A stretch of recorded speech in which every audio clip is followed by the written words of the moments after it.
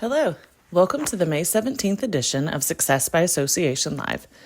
Today's issue is sponsored by AENC President's Club member Explore Cabarrus County.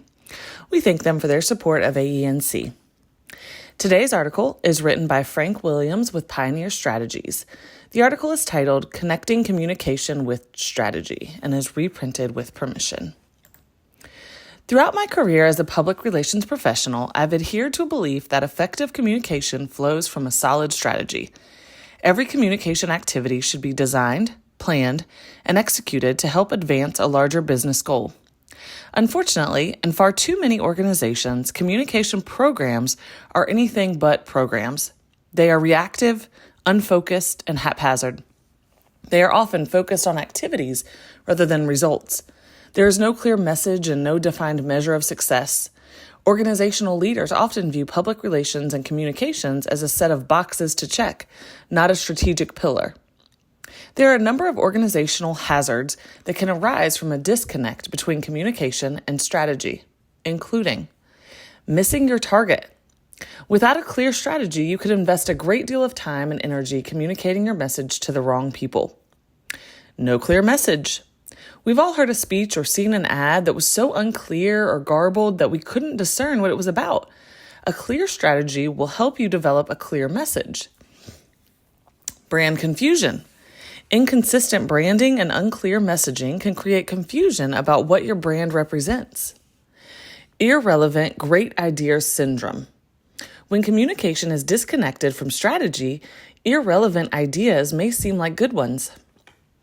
Choosing the wrong tool. Communication tools are only useful if they effectively reach your key publics. When communication is disconnected from strategy, you may invest time and energy attempting to use the wrong tool. Tug of war. If your communication effort is disconnected from your strategy, different parts of your organization may be pulling in different directions without even realizing it. Stuck in the mud. Your communication program should move you towards your goals. If it's disconnected from your strategy, you may be stuck in the mud, exerting lots of energy but not going anywhere. Money down the drain. Each of the hazards listed above comes at a cost. When you miss your target, communicate the wrong message, play tug of war with your coworkers, or spin your wheels without moving forward, you waste valuable time and resources. This equates to money flushed down the drain. Not valued and respected. If you are a communication professional who reports to a CEO, executive director, or board of directors, you will be much more effective if they view you as a strategic member of their team. To gain and maintain their respect, you must deliver real and perceived value, which means connecting your work to the strategic metrics and objectives on which your CEO, director, or board is focused. These hazards demonstrate why you should be intentional about avoiding a communication strategy disconnect. But just how do you avoid the disconnect? You should consider a number of things as you work to connect your organization's communications with its strategy. Goals. In order to connect your communication with your organization's strategic goals, you must understand those goals. Brand. Understand your organization's brand position, reputation, and personality, and keep them top of mind as you develop your communication strategy. Publics or stakeholders. Identify all key internal and external publics, audiences, and stakeholder groups that you will need to reach or whose perceptions affect your ability to achieve your goals. Research. Research is a critical but underappreciated component of the communication planning process. It can help you understand the reality of your situation and market position, check assumptions, and accurately gauge where your organization stands in the eyes of key publics and stakeholder groups. Connect the dots. Determine which stakeholder groups are relevant to each business goal. Communication goals. Next, establish general communication goals that advance your business goals for each key public, audience, or stakeholder group. Forget about SMART goals for a minute. The key here is general. These communication goals should describe a future state of being. Messaging considerations. Next, take a moment to reflect on some considerations that will help shape your messaging as you move forward. Consider what you want people in each audience or stakeholder group to remember, believe, understand, or do. Outcome objectives. An output objective measures activities such as send 3 press releases per month or post on Facebook 3 times per week.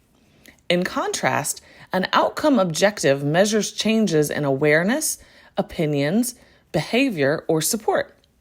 You should establish measurable outcome objectives for each of your communication goals. Strategies and tactics.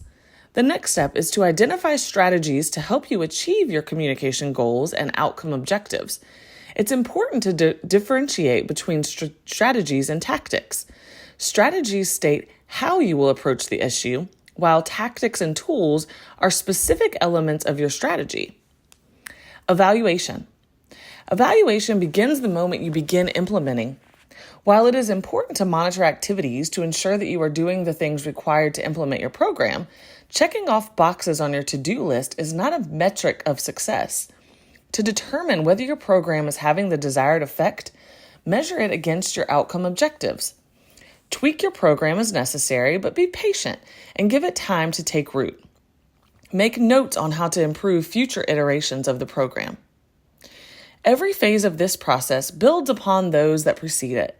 It all begins with understanding your organization's strategic plan and goals and your brand strategy.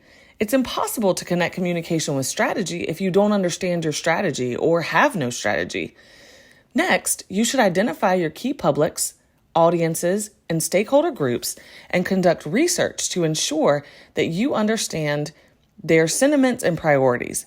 Once that is complete, you develop general communication goals for each group, outcome objectives related to each communication goal, strategies that describe how you will approach each objective, and tactics and tools specific to each strategy. Finally, you should evaluate your program's success by measuring it against your outcome objectives. Evaluation begins the moment you start implementing the program. Henry Ford said, "Coming together is a beginning. Keeping together is progress. Working together is success." If your association's board and members are working together in pursuit of your strategic plan, and if your communication program is properly connected with that plan, you are much more likely to achieve the goals that matter to your members. That concludes this article. We hope you have a great day.